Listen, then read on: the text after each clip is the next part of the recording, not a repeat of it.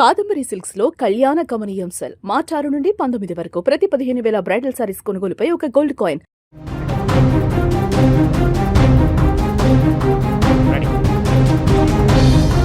పశ్చిమాసియాలో ఎన్నడూ చూడని యుద్ధ మేఘాలు కమ్ముకున్నాయి. అగ్రరాజ్యం అమెరికానే వణికిపోయేలా ఇరాన్ ప్రతీకార జ్వాలలతో రగిలిపోతోంది.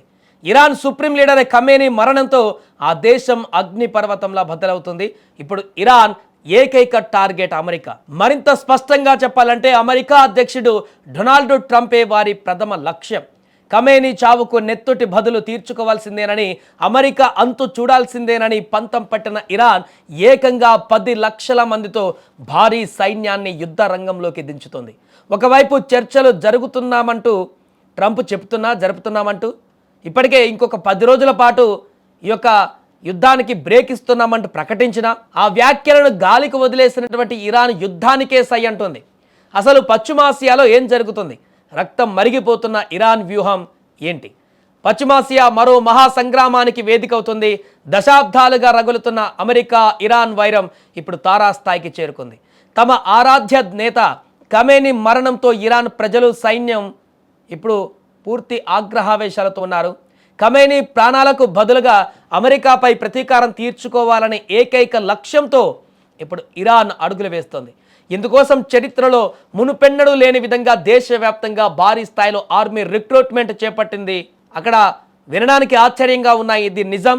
వాలంటీర్స్ అందరినీ కూడా కలెక్ట్ చేస్తుంది. ఏకంగా 10 లక్షల మంది సైనికులను ఒకేసారి యుద్ధ రంగంలోకి దించేందుకు ఒక భారీ ప్రణాళికను రచిస్తున్నట్టుగా తెలుస్తుంది. దేశం కోసం, ఖమేనీ కోసం ప్రాణాలు అర్పించేందుకు ఇరాన్ యువత తండోపతండాలుగా సైన్యంలో చేరుతోంది.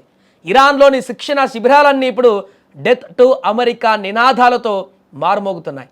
ఒకవైపు ఇరాన్ పగతో రగిలిపోతూ 10 లక్షల మంది సైన్యాన్ని అగ్రరాజ్యంపైకి ఉసిగొల్పేందుకు కథం తొక్కుతుంటే, మరోవైపు అమెరికా అధ్యక్షుడు డొనాల్డ్ ట్రంప్ మాత్రం పరిస్థితిని తమకు అనుకూలంగా మార్చుకునే వ్యూహాలలో ఉన్నారు. ఇరాన్తో తెర వెనుక చర్చలు జరుగుతున్నాయని, యుద్ధం రాకుండా చూస్తున్నామని ట్రంప్ స్వయంగా ప్రకటిస్తున్నారు. కానీ ఇరాన్ నాయకత్వం ట్రంప్ వ్యాఖ్యలను ఏమాత్రం పట్టించుకోవడం లేదు. మాకు ఎలాంటి చర్చలు వద్దు, మాకు కావాల్సింది ప్రతీకారం మాత్రమే అని ఇరాన్ మిలిటరీ కమాండర్లు తేల్చి చెప్తున్నారు. ఎందుకంటే సుప్రీం లీడర్ ఖమేనీని చంపేశారు కాబట్టి.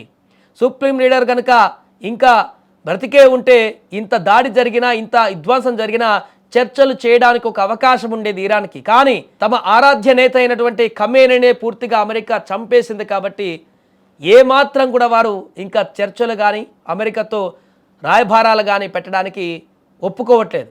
రగిలిపోతున్నారు తమ నేతను చంపేశారని. వారి కళ్ళ ముందు ఉంది ఒకటే లక్ష్యం. ఆ లక్ష్యమే ఇప్పుడు డొనాల్డ్ ట్రంప్. ఖమేనీ మరణానికి కారణమైన వారు మూల్యం చెల్లించుకోవాల్సిందేనని ట్రంప్ను టార్గెట్ చేస్తూ ఇరాన్ శపథం చేస్తోంది. ఇక ఇరాన్ తాజా పరిణామాలతో యావత్ ప్రపంచం వణికిపోతుంది. 10 లక్షల మందితో ఇరాన్ సైన్యం గనక నేరుగా దాడికి దిగితే అది కేవలం పశ్చిమాసియాకే పరిమితం కాదు, యావత్ ప్రపంచానికి ఆర్థిక మాంద్యంలోకి, 3వ ప్రపంచ యుద్ధంలోకి నెట్టే ప్రమాదం ఉందన్న ఆందోళనలు వ్యక్తమవుతున్నాయి. ట్రంప్ను డైరెక్ట్గా టార్గెట్ చేస్తూ ఇరాన్ వేస్తున్న ఎత్తుగడలు అమెరికా నిఘా వర్గాలకు సైతం కంటి మీద కునుకు లేకుండా చేస్తున్నాయి. రాజీ లేని పోరాటానికి ఇరాన్ పౌరులు ఆయుధాలు పడుతుండడం, వెనక్కి తగ్గేది లేదని ఇరాన్ ఆర్మీ కూడా భీష్మించుకొని కూర్చోవడంతో రానున్న రోజులలో పశ్చిమాసియాలో నెత్తురు ఏరులై పారడం ఖాయంగా కనిపిస్తోంది. ట్రంప్ వర్సెస్ ఇరాన్గా మారిన ఈ విధ్వంసకర పోరు ఇంకెన్ని ప్రాణాలు బలి తీసుకుంటుందోనని ప్రపంచ దేశాలు బిక్కుబిక్కుమంటున్నాయి.